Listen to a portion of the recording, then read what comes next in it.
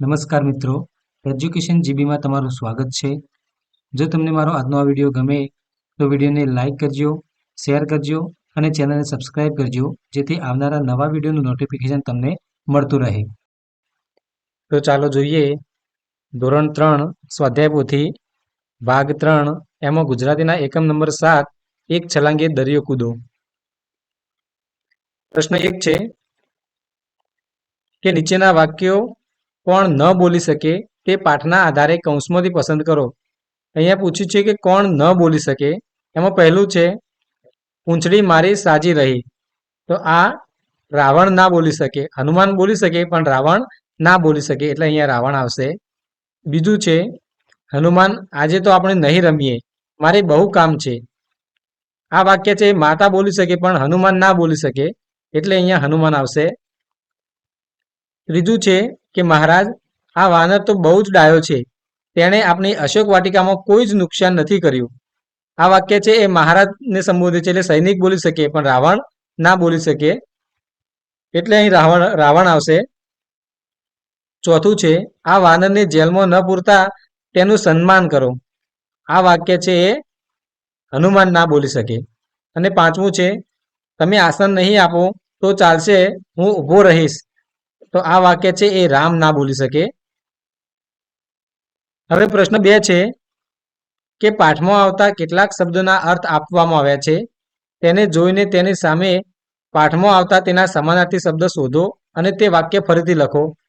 તેમાં કૌંસમાં આપેલ ક્રમ એ પાના નંબર છે, જેથી તમને આ શબ્દ શોધવામાં સરળતા રહેશે. તો અહીંયા ઉદાહરણ આપ્યું છે કે ધીમે ધીમે હસવું, એનો સમાનાર્થી છે કે મરક મરક હસવું, અને એ પાના નંબર 104 ઉપર આ શબ્દ આપેલો છે. તો વાક્ય છે એ તો મરક મરક હસતા રહ્યા. હવે પહેલું છે થોડા થોડા સમયે. તો 104 નંબરના પાના પર આ શબ્દ આપેલો છે કે વારંવાર. તો વાક્ય છે જોજે પાછો, વારંવાર ઘરમાં આવીને મને હેરાન ના કરતો.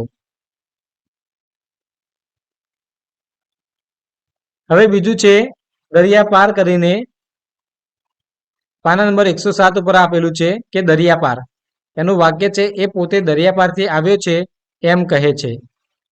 ત્રીજું છે બગાડી નાખવું, એટલે કે ખેદાન મેદાન કરવું. એનું વાક્ય છે આ માણસે આખી અશોક વાટિકા ખેદાન મેદાન કરી નાખી છે. ચોથું છે પૂંછડીનું આસન, એટલે કે પૂંછાસન. હનુમાન પોતાના પૂંછાસન પર બેઠા બેઠા હસતા હતા. અને પાંચમું છે જુદી જુદી જગ્યાએ, એટલે કે ઠેક ઠેકાણે. સૈનિકો એક જગ્યાએ આગ ઓલવે ત્યાં હનુમાન બીજી જગ્યાએ પૂંછડી અડકારે, ઠેક ઠેકાણે આગ લાગે. હવે પ્રશ્ન 3 છે કે જાહેરાત જુઓ અને પ્રશ્નોના જવાબ આપો. તો અહીંયા એક જાહેરાત આપેલી છે કે એકલવ્ય પ્રાથમિક શાળા વડોદરા, છોટા હનુમાન હરીફાઈ, સૌથી ઊંચું કૂદો અને ઇનામ જીતો. સમય છે સવારે 8 થી 11, ફક્ત શાળાના બાળકો માટે જ. તારીખ છે 3 જાન્યુઆરી 2021 શનિવાર, અને સ્થળ છે શાળાનું મેદાન. સંપર્ક છે પવનકુમાર, અને એમનો મોબાઈલ નંબર અહીં આપેલો છે. હવે પ્રશ્ન 1 છે કે સ્પર્ધાનું નામ શું છે. તો સ્પર્ધાનું નામ એ છોટા હનુમાન હરીફાઈ છે. પ્રશ્ન 2 છે કે સ્પર્ધાનું નામ છોટા હનુમાન હરીફાઈ કેમ રાખ્યું હશે? કારણ કે આ સ્પર્ધા એ નાના બાળકો માટે છે એટલે. પ્રશ્ન 3 છે કે સ્પર્ધાનો સમય શું છે. તો સ્પર્ધાનો સમય એ સવારે 8 થી 11 નો છે. 4 સ્પર્ધા કઈ શાળાના મેદાનમાં છે. તો સ્પર્ધા એ એકલવ્ય પ્રાથમિક શાળા વડોદરાના મેદાનમાં છે. અને 5મો પ્રશ્ન છે કે શું અમદાવાદમાં ભણતા બાળકો આ સ્પર્ધામાં ભાગ લઈ શકશે? તો ના, અમદાવાદમાં ભણતા બાળકો આ સ્પર્ધામાં ભાગ ના લઈ શકે, કારણ કે આ સ્પર્ધા જે તે શાળાના બાળકો માટે જ છે. એટલે કે વડોદરાની જે એકલવ્ય પ્રાથમિક શાળા છે એના બાળકો માટે જ છે. પ્રશ્ન 4 છે કે પ્રશ્નોના જવાબ કાવ્ય પરથી આપો. તો અહીંયા હનુમાનજી દેજો સંદેશો મારા રામને, એ કાવ્ય અહીં આપેલું છે. અને એ કાવ્યના આધારે નીચેના પ્રશ્નોના જવાબ આપવાના છે. એમાં પહેલો છે હનુમાનજી સંદેશો આપે તો એ શું બન્યા કહેવાય? ડોક્ટર, દૂત, શિક્ષક કે વિદ્યાર્થી?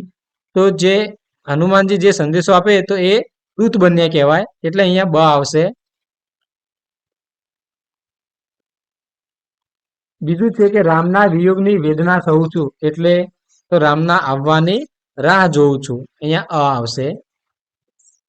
ત્રીજું છે વહેલા મોકલજો મારા રામને. આવું હનુમાનજીને કોણ કહે છે? રાવણ, સૈનિક, માતા અંજલિ કે સીતા? તો આવું હનુમાનજીને સીતા માતા કહે છે, એટલે અહીંયા ડ આવશે. ચોથું છે માથું શબ્દ માટે કાવ્યમાં કયો શબ્દ છે? તો માથું શબ્દ માટે કાવ્યમાં મસ્તક શબ્દ છે, એટલે અહીંયા અ આવશે. અને પાંચમું છે દેજો તો લેજો અને વહેલા તો મોડા, એટલે અહીંયા બ આવશે. પ્રશ્ન 5 છે કે શબ્દને યોગ્ય રીતે જોડી વાક્ય બનાવો. અહીંયા ઉદાહરણ આપ્યું છે કે ગુલાબ, ઊંડું, કડવું અને ગુલાબી. તો ગુલાબ છે એ ગુલાબી આવે, તો અહીંયા વાક્ય બનાવ્યું છે કે મને ગુલાબી ગુલાબ ગમે છે. હવે અહીંયા છે ઘોડો, સફેદ, ખાટો અને ખડખડાટ. તો વાક્ય આવશે કે મારા ઘરે સફેદ ઘોડો છે. બીજું છે કૂદકો, દયાળુ, કાળો અને ઊંચો.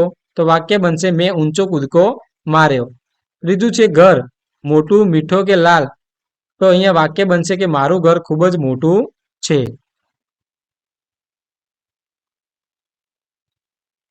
જો મિત્રો તમને મારો આજનો આ વિડીયો ગમ્યો હોય તો વિડીયોને લાઇક કરજો, શેર કરજો અને ચેનલને સબસ્ક્રાઇબ કરજો, જેથી આવનારા નવા વિડીયોનું નોટિફિકેશન તરત જ તમને મળતું રહે.